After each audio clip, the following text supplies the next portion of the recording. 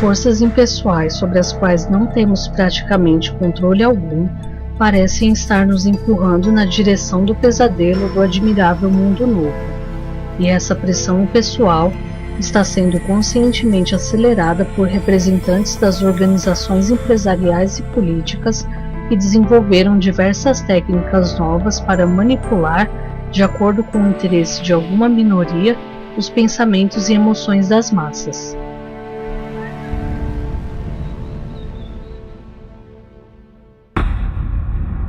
As 10 estratégias de manipulação das massas de Noam Chomsky.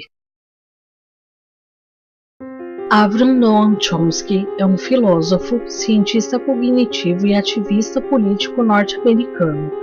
Ele elaborou uma lista das 10 mais comuns e eficazes estratégias para manipular a população. Vamos conhecê-las.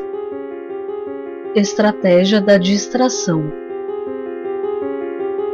O elemento primordial do controle social é a estratégia da distração, que consiste em desviar a atenção do público dos problemas importantes e das mudanças decididas pelas elites políticas e econômicas, mediante a técnica do dilúvio ou inundação de contínuas distrações e de informações insignificantes.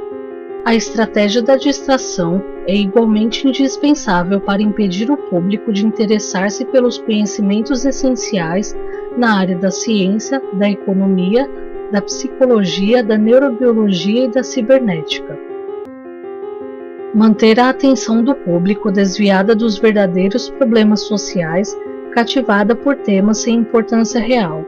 Manter o público ocupado, sem nenhum tempo para pensar, de volta à granja com os outros animais.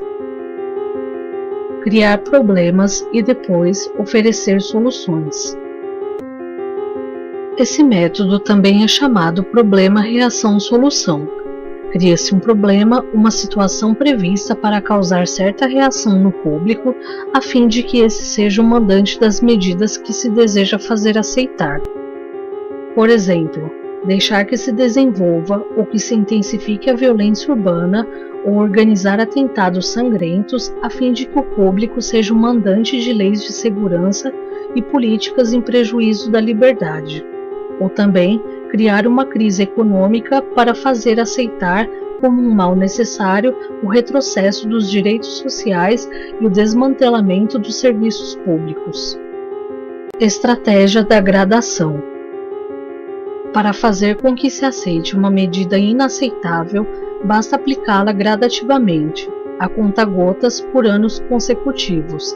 É dessa maneira que radicalmente foram impostas novas condições socioeconômicas no neoliberalismo durante as décadas de 80 e 90. Estado mínimo, privatizações, precariedade, flexibilidade, desemprego em massa, salários que não garantem uma renda decente, tantas mudanças que haveriam provocado uma revolução se tivessem sido aplicadas de uma vez só. Estratégia do diferimento. Outra maneira de se fazer aceitar uma decisão impopular é de apresentá-la como sendo dolorosa e necessária, obtendo aceitação pública no presente para uma aplicação no futuro. É mais fácil aceitar um sacrifício futuro do que um sacrifício imediato. Primeiro porque o esforço não é empregado imediatamente, e depois porque o público, a massa, tem a tendência de esperar ingenuamente que tudo será melhor amanhã, que o sacrifício exigido poderá ser evitado. Isso dá mais tempo ao público para se acostumar com a ideia de mudança e de aceitá-la com resignação quando chegue o momento. Tratar o público como se fosse criança. A maioria da publicidade dirigida ao grande público utiliza discurso, argumentos, personagens e entonação particularmente infantis, muitas vezes próximos à debilidade, como se o espectador fosse uma criança ou um deficiente mental. Quanto mais se tenta enganar o espectador, mais existe a tendência de adotar um tom infantil. Se você se dirige a uma pessoa como se ela tivesse a idade de 12 anos ou menos, Então, em razão da sugestão, ela tende com certa probabilidade a dar uma resposta ou ter uma reação também desprovida de um senso crítico, como a de uma pessoa de 12 anos de idade ou menos. Utilizar o aspecto emocional muito mais do que a reflexão. Usar do aspecto emocional é uma técnica clássica para causar um curto-circuito na análise racional e, por fim, ao senso crítico dos indivíduos. Além do mais, a utilização do registro emocional permite abrir a porta de acesso ao inconsciente para implantar ou enxertar ideias, desejos, medos e ansiedades, compulsões ou induzir comportamentos.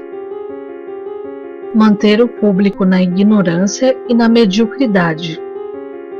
Fazer com que o público seja incapaz de compreender as tecnologias e os métodos utilizados para controlar e escravizar. A qualidade da educação dada às classes sociais inferiores deve ser a mais pobre e medíocre possível, de forma que a distância da ignorância que paira entre as classes inferiores e as classes sociais superiores seja e permaneça impossível para o alcance das classes inferiores. Estimular o público a ser complacente com a mediocridade. Estimular o público a acreditar que é moda o fato de ser estúpido, vulgar e inculto. Fortalecer a culpa. Fazer um indivíduo acreditar que é somente ele o culpado pela sua própria desgraça, por causa da insuficiência de sua inteligência, de suas capacidades ou de seus esforços. Assim, ao invés de rebelar-se contra o sistema econômico, o indivíduo se desvalida e se culpa, o que gera um estado depressivo do qual um de seus efeitos é a inibição da sua ação. E sem ação, não há revolução. Conhecer melhor os indivíduos do que eles se conhecem. No transcorrer dos últimos 50 anos, os avanços acelerados da ciência têm gerado uma crescente brecha entre os conhecimentos do público e aqueles possuídos e utilizados pelas elites dominantes.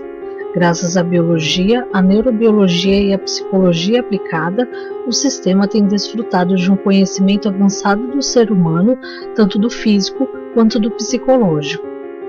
O sistema tem conseguido conhecer a pessoa comum melhor do que ela se conhece. Isso significa, na maioria dos casos, que o sistema exerce um grande poder e um controle maior sobre o indivíduo do que o próprio indivíduo sobre si mesmo. A intenção de apresentar as teorias de Noam Chomsky é apenas promover um momento de reflexão, em que cada um tem a liberdade de olhar à sua volta, pensar e tirar suas próprias conclusões. Esse pequeno documentário iniciou-se com um trecho do livro Regresso ao Admirável Mundo Novo, de Aldous Huxley, pois devo concluí-lo com uma frase de outro célebre escritor, George Orwell, que em 1948 concluiu o livro 1984, mas que poderia muito bem ser 2014. Numa época de mentiras universais, dizer a verdade é um ato revolucionário.